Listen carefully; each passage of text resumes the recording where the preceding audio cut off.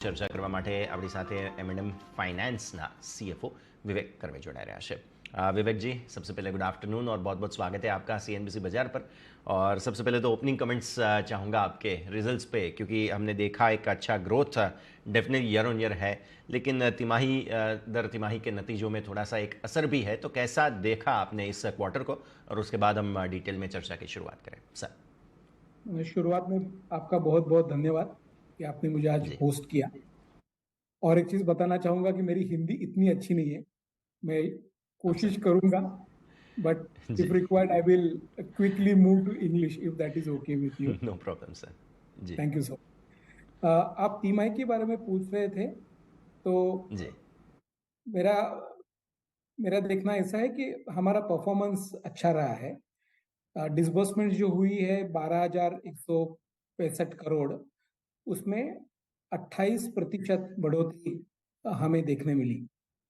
और ये जो ग्रोथ थी वो ब्रॉड बेस्ड ग्रोथ थी। आपको आपको पता होगा कि व्हीकल फाइनेंस में हम बहुत सारे व्हीकल्स का फाइनेंस करते हैं। जैसे समझो कार हो, commercial vehicle, tractor, agricultural equipment, pre-owned vehicles. So all these segments have done well. इसके कारण ईयर ऑन ईयर में 28% बढ़ोतरी हमें देखने मिली। और डिसबर्समेंट का जो ट्रेंड रहा है पूरे पूरे साल, जो हमारे Q1 में कंटिन्यू भी हुआ, इसके कारण जो हमारी लोन बुक है, हमारी लोन बुक अभी 86,732 करोड़ तक पहुंच गई है। आप अगर उसको सीक्वेंशियली देखो, माने Q1 ओवर Q4 अगर आप देखें, तो ऑलमोस्ट 5% बढ़ोतरी उसमें हुई है। और अगर आप YOY देखो, दैट मीन्स जून 23 ओवर जून 22, वहां पे बढ़ोतरी 28% हुई है। आप जानते होंगे कि we are a major financier of all Mahindra and Mahindra SUVs, उनके जो यूटिलिटी व्हीकल्स है वो यूटिलिटी व्हीकल्स, और महिंद्रा ट्रैक्टर्स। तो इन सब सेगमेंट्स में हम लोगों ने मार्केट लीडरशिप बरकरार रखी है। और मुझे आपको बताते हुए बहुत अच्छा लग रहा है कि असेट क्वालिटी जो है, तो NBFC में असेट क्वालिटी का जो प्रमाण रहता है वो रहता है GS3, ग्रॉस स्टेज 3। वो जो ग्रॉस स्टेज 3 है, टिपिकली आपने अगर देखा होगा पास्ट में, तो मार्च से बढ़कर जून का वो नंबर दिखाई देगा आपको। लेकिन ये मेरे ख्याल से फर्स्ट टाइम ऐसे हुआ है हमारे हिस्ट्री में कि मार्च एंड में हमारा जो GS3 था वो 4.5% था, लेकिन जून एंड में वो जो नंबर है वो कम होके 4.3 बेसिस हो गया है। और इसके 2-3 कारण हैं। एक तो जो मैक्रो इकोनॉमिक कंडीशन जो है वो बहुत अच्छी है, कस्टमर की कैश फ्लो अच्छे है, ग्रोथ हो रही है, इसके कारण हमारा कलेक्शन भी अच्छा हो रहा है। लेकिन जो हमने पास्ट में जो अंडरराइटिंग करते, जो नए लोन हम फाइनेंस करते हैं, वो नए लोन्स का जो अंडरराइटिंग स्टैंडर्ड है, वो स्टैंडर्ड भी हमने ऊंचा कर दिया है। और जो हमारी जी कलेक्शन मेथड जो है कि बकेट कलेक्शन पे बहुत ज्यादा ध्यान देते हैं हम लोग। और जो डिफिकल्ट हो जाते हैं, some of the recoveries get difficult, वहां पे हम बहुत सारी लीगल प्रणाली का भी वापर करते हैं।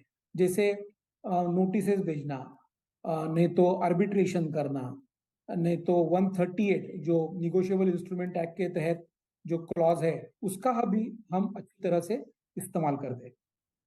बिकॉज ऑफ ऑल दिस, जो रेवेन्यू था वो 25% से उसमें बढ़ोतरी हुई, और फर्स्ट क्वार्टर में 3,125 करोड़ की हमने रेवेन्यू रिपोर्ट की है।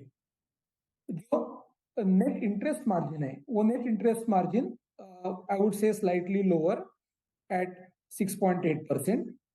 2-3 reasons for it. One is, last year जो RBI ने रेपो रेट बढ़ाया है 4% से लेके जो 6.5% तक उन्होंने जो बढ़ोतरी की है, उसका प्रभाव हमारे बोरोइंग कॉस्ट पे डेफिनेटली हुआ है। दूसरी चीज, हम जो फाइनेंसिंग करते हैं वो फाइनेंसिंग में we have been also concentrating on better quality customer. So because of that वो मिक्स हमारा चेंज हुआ है and that has reflected in जी, slightly, I would say, lower NIM margin. But overall बिल्कुल। प्रॉफिट ग्रोथ हमारी अच्छी हुई है, 353 करोड़ का हुँ। प्रॉफिट हम लोगों ने डिलीवर किया है। डेफिनेटली सर, आपने बहुत अच्छे से सारी चीज़ें समझाई सर, बट रेवेन्यू मिक्स पे ही मैं आना चाह रहा था बिकॉज़ हमने देखा है कि पिछले कुछ मंथ्स में अगर हम देखने जाएं तो ट्रैक्टर्स की डिमांड काफ़ी अच्छी रही है। तो ये थोड़ा सा समझाइए, क्या आपको लग रहा है कि मिक्स में कुछ इससे चेंजेस आने वाले दिनों में आप एक्सपेक्ट कुछ कर रहे हैं या नहीं? और दूसरा कि पैसेंजर व्हीकल्स में भी जिस प्रकार से नए नए मॉडल्स वगैरह जो आ रहे हैं मैडम की ओर से, तो उसमें भी किस प्रकार के फाइनेंस की डिमांड को आप एंटिसिपेट कर रहे हैं यहाँ से आगे? इन दोनों के ऊपर आपके कमेंट्स हैं। बिल्कुल। सो पहले ट्रैक्टर की बात करते हैं। तो जी। ट्रैक्टर में आपने देखा होगा कि लास्ट ईयर ट्रैक्टर की ग्रोथ बहुत अच्छी रही है, और ये साल at an industry level lower single digit growth is expected. our strategy will be to play on two platforms. एक तो जो नए ट्रैक्टर्स एम बेच रहा है, और आपने एम का भी रिजल्ट देखा होगा। एम ने उनका खुद का जो मार्केट शेयर है उसमें बढ़ोतरी उन्हें उन्हें मिली है। तो we will definitely ride on back of that great performance from the OEM. और वो नंबर एक। नंबर दो, ट्रैक्टर में जो प्री ओन्ड ट्रैक्टर्स है उस पर भी हम लोग कॉन्सेंट्रेट कर रहे हैं। उसमें हमें फायदा क्या होता है कि ये जो टेन्योर रहता है प्री ओन्ड ट्रैक्टर्स का, वो थोड़ा छोटा रहता है। उसमें आईआरआर भी न्यू ट्रैक्टर्स के मुकाबले ज्यादा अच्छा रहता है। तो हमारी कोशिश यही रहेगी कि passenger vehicle, utility vehicle, commercial vehicle as well as tractors में जो प्री ओन्ड सेगमेंट है उसको हम कैसे बढ़ा कर सके। क्योंकि अगर हम उसका जो शेयर है ओवरऑल पोर्टफोलियो में, अगर हम उसको उसको बड़ा कर सकते हैं तो आईआरआर में हमें उसका बहुत फायदा हो सकता है। To your second question on passenger vehicle, आपने बिल्कुल सही फरमाया कि पैसेंजर व्हीकल में नई नई गाड़ियां मार्केट में आ रही है, and it is not just M&M but many other players like Maruti, like Tata, like Hyundai. तो एज अ फिनेंशियर हम ये सब ओईएम के साथ काम करते हैं। In fact we are one of the major players when it comes to Maruti. And हमारी कोशिश यही रहेगी that we play across the OEMs and we keep on increasing our penetration in these OEMs, apart from obviously further consolidating our market share with M&M. बिल्कुल sir, आपने अच्छे से समझाया। Next मैं समझना चाह रहा था कि हमारा जो डिस्बर्सल टू ईयूएम रेशियो है काफ़ी अच्छे से इम्प्रूव हुआ है। सो आपने जो ओपनिंग कमेंट्स में बताया कि आपने जो स्टेप्स लिए हैं, थोड़ा सा फाइन ट्यून किया है बैलेंस शीट को और आपके स्ट्रेटजी को, वो क्लियर कट विजिबल है। सो इसके बारे में बताइए, क्या विजन रहेगा यहाँ से आगे, इसको कैसे मेंटेन करने की कोशिश करेंगे आप विवेक सर? बिल्कुल। सो आपको ये तो पता ही है that at the beginning of the financial year 22-23 company ने एक medium term action plan publish किया था। उस एक्शन प्लान में हमने ये कहा है कि compare to the balance sheet as on 31 March 22, in the next 3 years, that is FY25 balance sheet compare to FY22 balance sheet, हमें वो बैलेंस शीट का साइज जो है वो दुगना करना है। अगर आपने देखा होगा कि in the first year of this 3 year period हमारा जो AUM है वो 27% से उसमें बढ़ोतरी हुई है, which then means that in the next 2 years, that is 23-24 and 24-25, we need to grow our balance sheet size by about 20%. और हमें ये कॉन्फिडेंस है कि हम लोग ये कर पाएंगे। कैसे करेंगे, आपका एक क्वेश्चन रहेगा कि हम ये कैसे करेंगे। तो दो तीन चीजें। एक तो in the vehicle segment as you know, we operate in 3-4 segments now, but vehicle is the largest segment, which is about 94% of our AUM. तो ये जो segment है वहां पे we will try to grow in tandem with the industry growth, and our attempt will be to further improve our market share both in the car segment as well as in the tractor segment. जो Definitely.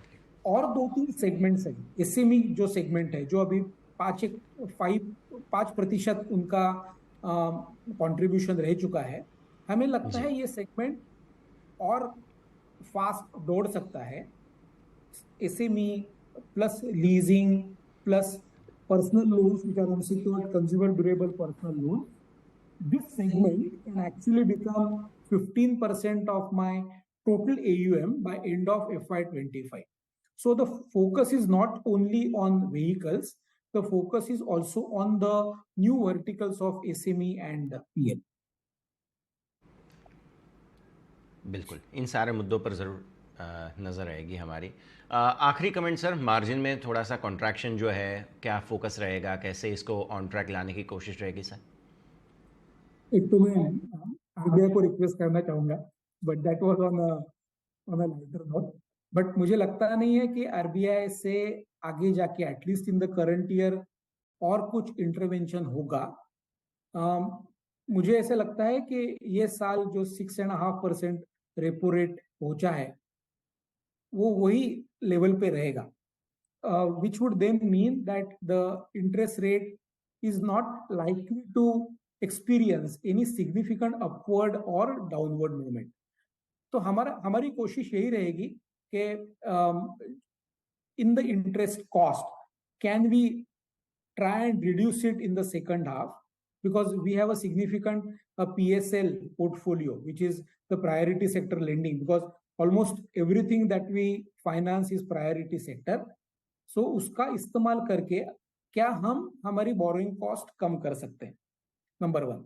Number two, in our lending rate, can we find opportunities to optimize our lending rate?